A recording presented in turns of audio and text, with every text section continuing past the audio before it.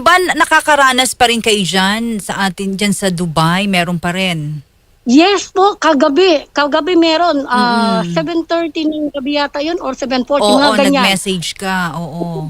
Sunod-sunod yung yung dalawang sumabog. So hindi namin alam kung saan banda yon. Oo. Pero Hana, kamusta ang coordination ng ng Philippine Embassy sa na embahada natin diyan sa Dubai sa mga Filipino? Sabi mo nag-Zoom meeting kayo.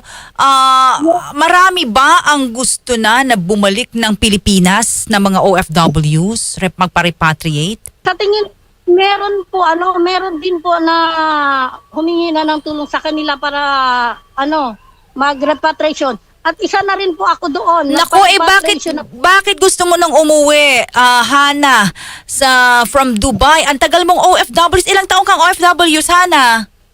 Dito po sa Dubai, 3 years, madam. Oh. Tapos sa Qatar, doon ako matagal sa Qatar eh. Oh, nako. Mga po ako doon, 10 years.